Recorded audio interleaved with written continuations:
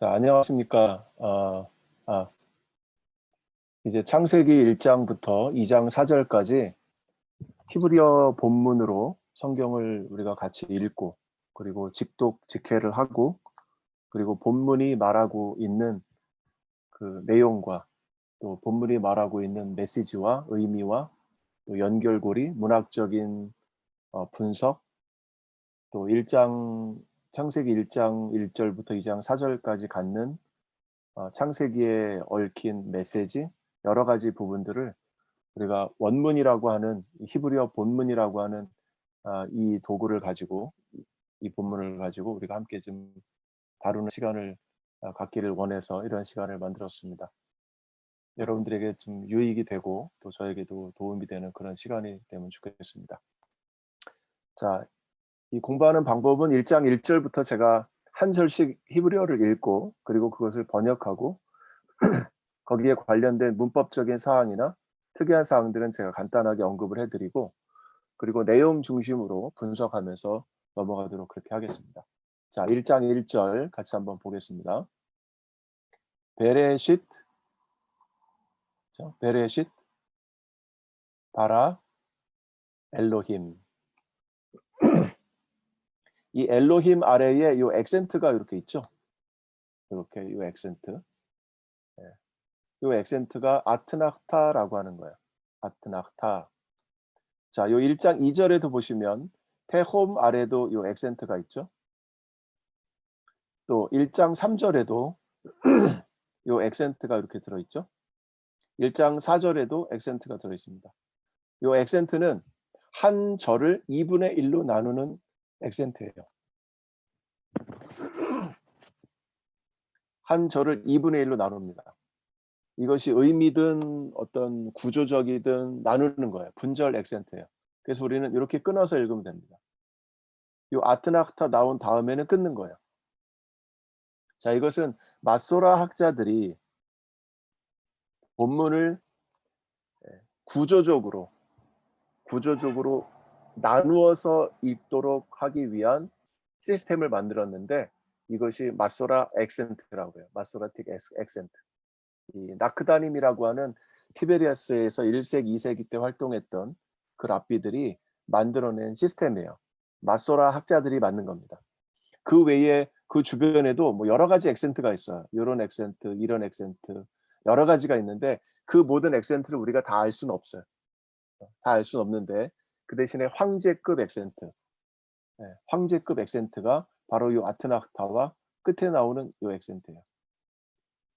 모든 절 끝에는 요 점 2개, 그리고 바로 앞에 끊어 읽으라고 하는 요 메테크라고 하는 요런 글자가 나옵니다. 요거하고 요것이 나와요. 소프 파숲이라고 해요. 이거는 소프 파숲. 한 절의 끝이다. 파숲이 절이고 소프가 끝이에요.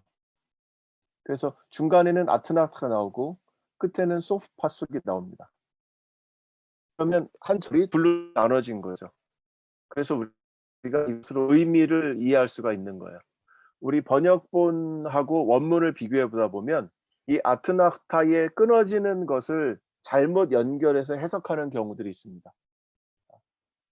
그런 때는 우리가 마소라 학자의 주장을 따라가는 게 맞겠죠. 아무래도 마소라 학자는 2000년 전에 그 해석 내용, 의미적으로 해석을 단락을 구분해서 해석하는 것을 그들이 2000년 전에 이미 만들어 놓은 거기 때문에 그것을 거의 대부분 따라가려고 합니다. 그러나 아주 특이한 경우에, 정말 확실한 증거가 있는 경우에는 그것을 어길 수도 있어요. 왜냐하면 그 2000년 전에 시대적인 한계가 있어서 그들이 잘 이해 못하고 그랬을 가능성도 있습니다. 그래서 그런 면에서 우리가 이거는 거의 인정을 하지만 어떤 특이한 경우에는 또 인정하지 않을 수도 있습니다. 그러나 기본적으로 우리는 이것을 인정하고 가요. 자, 베레시트 바라 엘로힘. 베레시트라고 하면 레시트라고 하는 명사와 그 앞에 베라고 하는 부사가 붙어 있어요. 베는 인이라고 하는 전치사고, 전치사가 붙어서 부사구가 된 거죠. 이게 부사구. 레시트라고 하는 머리라고 하는 명사와 부사가 붙어서 전치사가 붙어서 부사구가 됐습니다. 그래서 처음에 머리에 이런 말이죠. 예. 그러니까 모든 성경 구약 성경 전체의 첫 번째 단어가 이 베레시트예요. 그래서 창세기를 우리가 베레시트라고 불러요. 예. 창세기라고 하는 이 유대인들이 보는 구약 성경에는 책의 이름이 없습니다. 이 창세기라고 하는 이 이름은 우리가 붙인 거예요. 그러니까 책에 이름이 없어. 이 책이 쓰여질 때부터 이름을 갖고 있질 않았어요. 다 쓴 다음에도 이 책에 이름을 붙이질 않았어요. 그래서 이 책을 어떻게 부를까? 바로 그 첫 글자를 따서 부르는 겁니다. 베레싯. 출애굽기는 슈못. 이집트에 내려간 사람의 이름들이 그렇다. 그래서 슈못 이렇게. 그러니까 엑소더스와 슈못은 다르죠. 네임스라고 하는 것이 출애굽기의 이름이에요. 예. 이렇게 우리가 갖고 있는 이름과 구약 성경 히브리어 자체에 유대인들이 붙여진 이름과는 차이가 있다. 이 점도 우리가 또 하나 더 아실 수 있겠습니다. 자, 그래서 히브리 성경의 첫 세 글자는 처음에 창조하셨다 엘로힘이 이렇게 등장합니다. 이 엘로힘이라고 하는 것은 일반적인 하나님을 말하죠. 우리가 믿는 여호와 하나님이다 그럴 때는 유드헤이 바브헤이 이렇게 쓰죠. 여호와 하나님 네 글자 유드헤이 바브헤이 여호와. 여호와라고 하는 이 읽기는 잘못된 것으로 이미 학자들 사이에서 결론이 났습니다. 원래 이것을 제대로 읽으려면 야훼라고 읽는 게 맞죠. 야훼. 야훼라고 읽고 유대인들은 이 이름을 아도나이라고 부르기도 하고 아도나이는 이제 헬라어에서 따온 거죠. 아도나이. 그리고 또 다른 이름으로 하면 네 글자 그렇죠? 또 다른 이름으로 하면 하쉔 이렇게 부르기도 합니다. 하는 정관사고 더 쉔은 이름이에요. 그러니까 그 이름 이렇게도 부르고 또 유대인들은 뭐 하쉔 바루흐 후 뭐 축복받을 자의 이름 이렇게 하나님의 이름을 부르기도 합니다. 요즘 유대인들 사이에서도 우리가 알기로는 유대인들은 하나님의 이름을 직접 입에 담지 못한다. 그렇죠? 그래서 아도나이라고 부르고 하쉔이라고 부른다라고 하지만 지금 어 현대적으로 현대 이 성서학을 공부하는 그런 학자들 사이에서는 그냥 야훼라고 부르는 유대인들도 있어요. 그만큼 그 이름에 대한 큰 의미를 두지 않는 거죠. 그래서 처음에 창조하셨다 하나님이 그리고 에트가 나옵니다. 에트는 목적격 전치사예요. 뭐뭐를이라고 할 때 그 를에 해당하는 것이 바로 이 에트예요. 에트가 반드시 들어가기도 합니다. 들어갈 때는 반드시 그 다음에 하가 나오는 게 율법 이 문법상의 원칙이에요. 에트 하. 에트가 들어가면 하가 들어가야 돼. 에트가 없으면 하가 안 들어가도 돼. 왜냐하면 에트는 뭔가를 특징적으로 규정하는 거기 때문에 그 다음에 규정된 것이기 때문에 정관사 더 하가 들어가 있는 겁니다. 그래서 거의 대부분 에트가 들어가면 하가 들어가고 에트가 없으면 하가 들어가질 않아요. 자, 여기 4절도 봐보세요. 에트가 있으니까 하가 있죠. 네. 그렇죠? 에트가 있으니까 하가 있습니다. 네. 요 하는 다 전치사 그 정관사입니다. 더 정관사.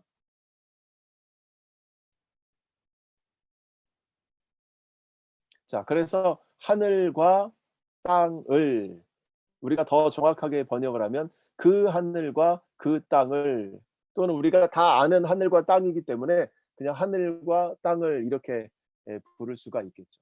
이렇게 하늘과 땅을이라고 할 때 우리는 이걸 번역할 때 하늘 그리고 땅 둘로 나눠서 이해를 하는데 이거는 언어적인 문법적으로 보면은 메리스무스라고 하죠. 메리스무스, 메리즘이라고 하는데 메리스무스는 머리부터 발끝까지 머리부터 발끝까지라고 하면 머리와 발만 얘기해서 그 사이에 들어있는 모든 것을 다 함축하고 있잖아요. 전체를 가리킬 때 처음과 끝만 언급해서 전체를 가리키는 이런 문학적인 표현, 비유적인 표현 이것을 메리스무스라고 합니다. 그래서 하늘과 땅을 창조하셨다라는 말은 하늘부터 땅까지 모든 걸 다 창조하셨다라고 우리가 이해하시면 돼요. 자, 여기에서 1장 1절은 끝납니다. 그리고 1장 2절로 넘어갑니다. 자, 1장 2절의 첫 번째 단어가 배라고 하는 거예요. 배. 배라고 하는 것은 그리고라는, 예, 그리고라고 하는 접속사겠죠. 그리고 자, 여기도 그리고 나오죠. 여기도 그리고 나오죠. 다 그리고로 시작합니다. 그렇죠? 예. 그리고 또 한 가지 우리가 알아야 될 것은 히브리어 문장은 그 시작이 항상 동사로 시작합니다. 그래서 배 플러스 동사로 시작해요. 히브리어로 쓰여진 모든 이야기체 문헌, 내러티브 문헌은 모든 시작이 행동으로 이어집니다. 행동, 동작. 그래서 1행동, 2행동, 3행동 쭉 행동으로 이어지는 거예요.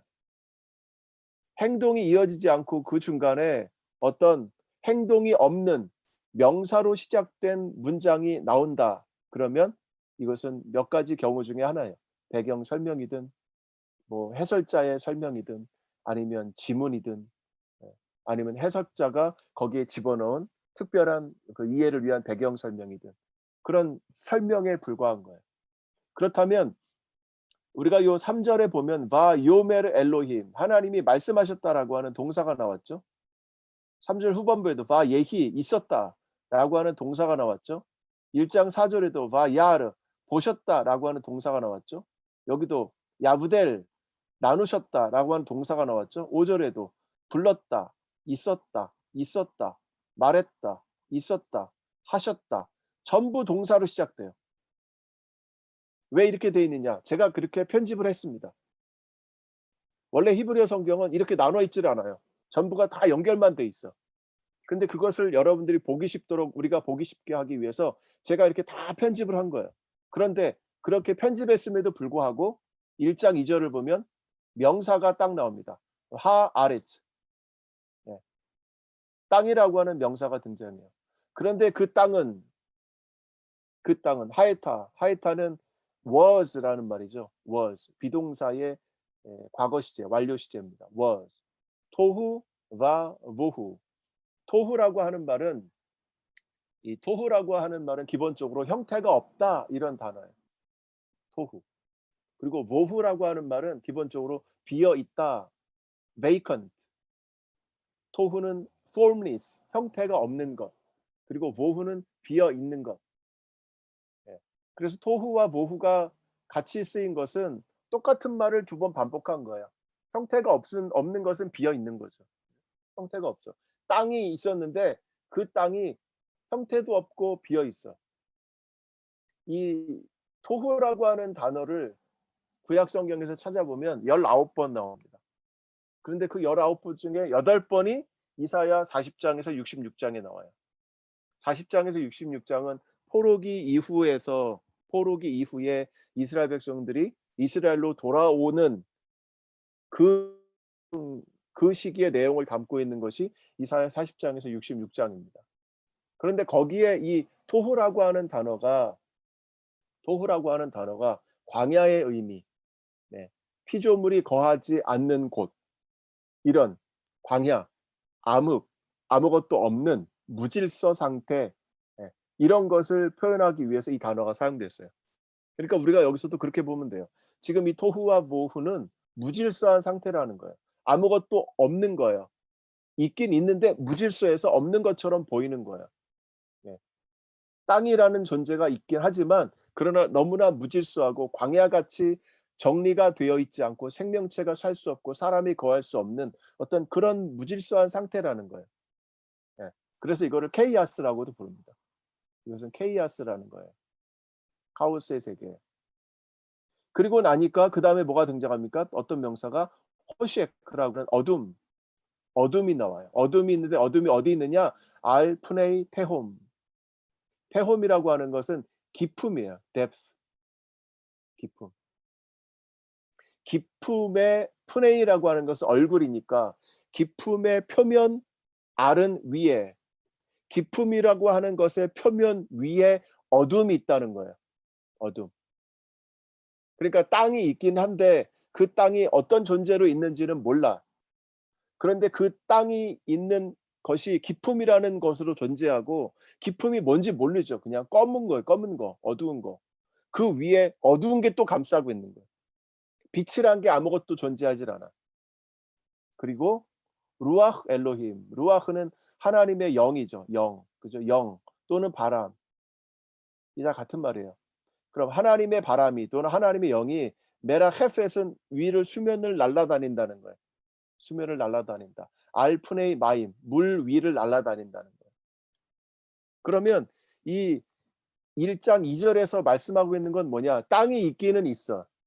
그런데 그 땅이 어떻게 있는지는 모르고, 그리고 우리에게 보이는 것은 흑암밖에 보이질 않고, 그리고 물이 있는 거는 우리가 알고 있어. 근데 물 위에 바람이 분다는 거예요. 예. 마치 이집트에 있는 그 창조 신화를 보면 거기도 물이 존재하잖아요. 물이 존재하고, 물도 두 가지로 존재합니다. 짠물이 존재하고 단물이 존재해요. 짠물과 단물이 만나서 거기에서 뭔가가 땅이 올라오고 그 땅 속에서 생명이 자라고 하는 이런 걸 얘기합니다. 바벨론 고대 신화에서도 마찬가지예요. 왜 창세기 1장에 이 창조에서부터 그 이야기를 시작했을까? 왜 창조부터 시작했을까라고 하면 이 창조의 개념을 정확히 알아야만 우리 하나님이 어떤 하나님이고 우리 민족이 어떤 민족이고 우리가 이 땅에 어떻게 태어났고 왜 태어났고 어떤 목적을 갖고 태어났는지에 대한 기본적인 세계관을 우리가 갖게 돼요. 그래서 제가 이 공부의 첫 시간을 창세기 1장부터 시작한 이유가 됩니다. 이 창세기 1장을 제대로 알아야 우리는 내가 누군지를 알게 돼요. 하나님과 나와의 관계가 뭔지를 알게 되고 하나님이 사람을 창조한 이유가 뭔지 알게 되고 하나님과 피조물과의 관계 또 피조물과 사람과의 관계 이 모든 관계를 우리가 이해할 수가 있게 됩니다. 그래서 자 1장 1절과 2절을 한번 비교해 볼게요.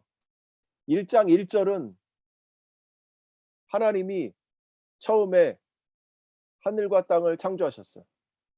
네. 그럼 이 창조가 완성된 창조인가 아니면 미완성의 창조인가라는 것을 우리는 모르겠어요. 그죠? 그러나 우리가 아는 한글 성경을 쭉 보게 되면 아직 창조는 시작이 안 됐잖아요. 그죠? 1장 3절부터 창조가 시작이 될 거잖아. 예. 그럼 1장 1절이 뭐냐 이러는 얘기죠. 1장 1절이 뭐냐 이거예요. 게다가 1장 1절의 시작이 베레시트라고 하는 부사구로 시작이 돼서 1장 1절을 단독적인 하나의 절로 본다면 한 문장이 끝났습니다. 그럼 이 1장 1절의 창조는 어떤 창조냐라는 거죠. 제목적인 창조냐, 표제적인 창조냐? 그렇죠? 그럼 1절과 2절의 관계는 뭐예요? 1절에 창조가 됐는데 어떻게 창조됐는지 이런 걸 아무것도 몰라. 그냥 바라의 창조만 써주고 있습니다. 그리고 하늘과 땅의 모든 걸 창조했다고만 말씀하셨는데 2절에 가보니까 2절은 땅도 있기는 있어. 물도 있기는 있어. 그런데 모든 게 다 케이아스의 모습을 지니고 있습니다. 어둠만 있어. 빛도 아무것도 없어요. 바람만 불 뿐이에요. 그럼 1장 2절은 뭐예요? 무질서잖아요. 혼돈이잖아요. 그렇죠? 그럼 1장 1절과 2절을 어떻게 이해하겠느냐 이 말이에요.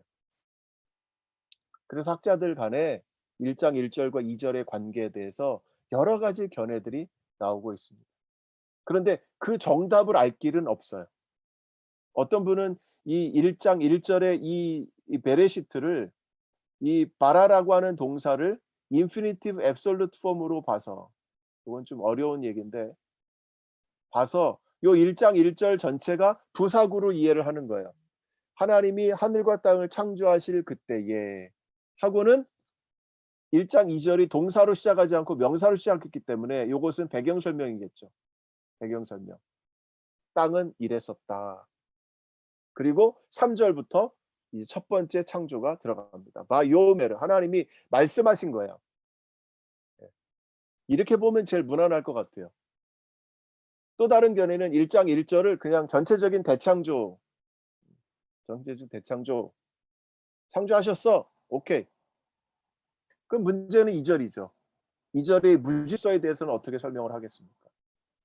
어떻게 보면 이 무질서한 곳에서 3절이 나온 걸로 보이죠. 기본적으로 2절은 창조하시기 전에 있던 선 물질로 볼 수가 있을 수도 있어요.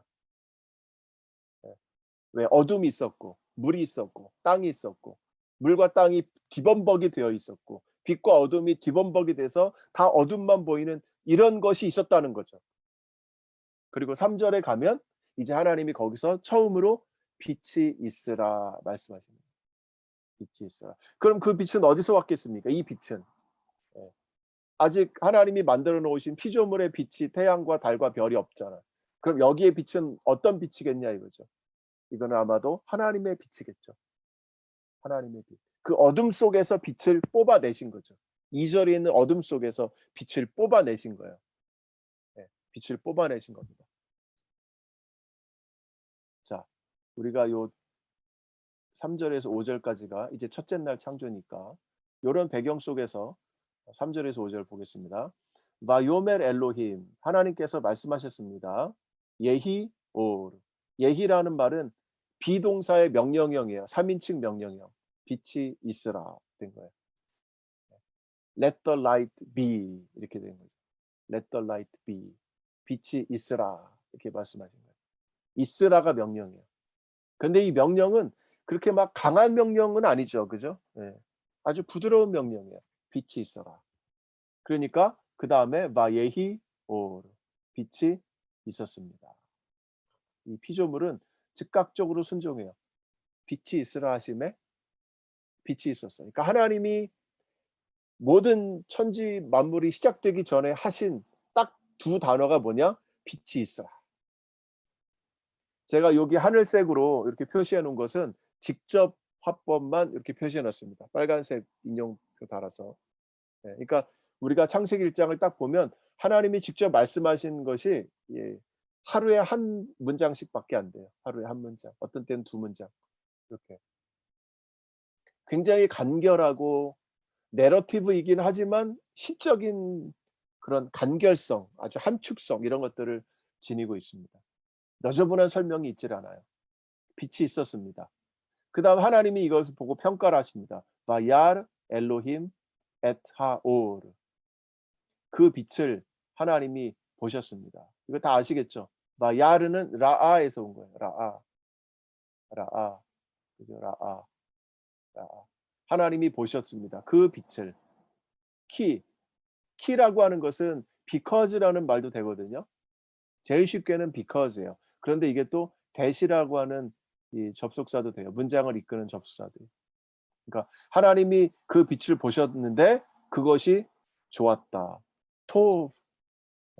토브라고 하는 것은 형용사예요. 주어가 없어. 그죠? 키라고 하는 that을 써놓고 그 다음에 good, that, good 이렇게만 써놓은 거예요. 그러나 히브리어는 이게 가능해. 히브리어는 비동사가 없어도 괜찮아요. That it is good 이렇게 된 거예요. 키톱 이 토브만 해도 됩니다. 좋았다 이거죠. 자 그리고 나서 하나님이 하신 두 번째 행동이 보셨다는 거죠. 첫 번째가 말씀하셨고 두 번째가 보셨고 세 번째가 분리를 시키십니다. 야브델이라고 하면 나누셨다 이런 말이에요. separate. 하나님이 나누셨습니다. 베인은 between A and B예요. 베인 하면 between A and B. 베인이라고 하는 것은 뭐뭐 사이라는 말입니다. 하오르와 그 빛과 하호색 그 어두움을 나누셨습니다. 하나님의 창조는 말씀으로 창조하시지만 거기에 덧붙인 행동이 들어갑니다. 어떤 행동이냐? 빛과 어둠을 나누시는 거예요. 그럼 그 전만 해도 빛과 어두움이 어떻게 돼 있어요? 땅은 전체가 다 어둡고 하나님이 빛이 있으라 하셨음에 빛이 쫙 비친 거예요. 이게 어떻게 같이 공존하는지 모르겠어요. 그죠? 근데 하나님이 그 빛과 어둠을 나누신 겁니다. 나누셨어요. 근데 어떻게 나누셨냐? 5절에 가보세요. 바 이크라 엘로힘 라오르. 이크라라고 하는 것은 부르셨다라는 말입니다. 부르셨다. 콜. 라는 뭐뭐를 카라 라 하면은 뭐뭐를 부르셨다 이런 말이에요. 라. 그 빛을 뭐라고 부르셨습니까? 욤이라고. 욤. 욤이라고 하면 낮이죠. 낮. 낮. 그리고 베 라 호색 그 어두움을 뭐라고 부르셨습니까? 카라 라엘라. 하나님이 빛과 어둠을 나누셨는데 어떻게 나누냐면 순서적으로 나누신 거예요. 낮이라고 하는 것으로 나누시고 밤이라고 하는 것으로 나누신 거예요. 이 낮과 밤이라고 하는 것은 우리들의 용어죠. 그렇죠? 낮과 밤이 저때 어떻게 존재했을까 몰라요. 그러나 이것은 우리들의 용어입니다. 우리는 알잖아요. 낮과 밤을 알잖아요. 예. 성경은요, 우리가 모르는 용어를 쓰질 않아요. 네, 우리의 용어로 성경을 주셨으니까. 그래서 우리가 낮이라고 하면 낮인 거예요, 그냥. 예. 이 낮을 가지고 1000년이니 뭐 24시간이니 이렇게 생각할 필요 없어요. 여기에 낮은 그냥 해가 떠 있는 낮. 밤은 해가 없는 밤. 이렇게 생각하시면 됩니다. 그러니까 그 빛이 있는 시간, 빛이 있는 그 시간을 낮이라고 부르셨고, 빛이 없고 어둠이 있는 그 시간을 밤이라고 부르는 겁니다. 그러니까 빛과 어둠이 막 혼합되어 존재할 때 그것을 어떻게 나누셨어요? 시간적으로 순서적으로 나누신 거죠. 낮이 먼저 있고 그리고 밤이 있고. 그리고 난 다음에 다음 절로 가보면 바예히 에레브라고 되어 있습니다. 에레브. 에레브라고 하는 것은 저녁이에요. 저녁. 그리고 보케르가 됐습니다. 저녁이 됐고 보케르가 됐고 그래서 욤 에하드라는 거예요. 자, 여기서 에하드라는 게 나옵니다. 에하드. 에하드는 뭐냐? 우리가 순서를 얘기할 때, 숫자를 얘기할 때 원이라는 게 있고 first라는 게 있어요. 여기서는 원이에요. first는 리숀이라고 써야 됩니다. 리숀 쉐니. 자, 여기 8절 가보세요. 욤 쉐니. 이게 second라는 단어예요. 근데 요 첫 번째에서는 원이라고 되어 있습니다. 왜 첫날은 first라고 안 하고 one day라고 했을까요? 저녁이 되고 아침이 되었으니 one day다. 이렇게 말씀한 거예요. 왜 그럴까요? 예. 여러분들에게 마이크를 제가 다 닫아버렸기 때문에 여러분들은 답을 못 하시잖아요. 어떻게 one day냐? 그 이유는 하나밖에 없으니까. 하나님이 만드신 날이 하나밖에 없잖아. 하나밖에 없는데 왜 순서를 정해요? 순서가 의미가 없죠. 그러니까 이것은 하루야. 이렇게 말씀하시는 겁니다. 그 다음에 둘째 날이 만들어졌어요.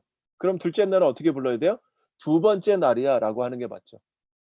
이것도 하루야. 그러면 첫날 하루와 둘째 날 하루가 헷갈리잖아. 어떤 게 하루인지. 그래서 첫날 하루는 원데이라고 이렇게 이렇게 성경이 기록하고 있습니다. 굉장히 논리적이죠. 자, 이렇게 해서 하루의 창조가 끝났습니다. 하루의 창조는 어떤 창조였습니까? 말씀으로 빛이 있으라 하셨고 그 다음에 헤브델, 그죠? 이 분리의 창조를 하셨습니다. 말씀으로 빛을 창조하셨고 그럼 어둠은 창조하신 게 아니에요. 어둠은 창조 전에 이전에 원래 있었습니다. 그러니까 어둠이 있었기 때문에 어둠을 창조하실 필요는 없어. 하나님 빛만 창조하신 거예요. 그리고 그 어둠과 빛의 관계를 순서적으로 배열을 하신 거예요. 자, 두 번째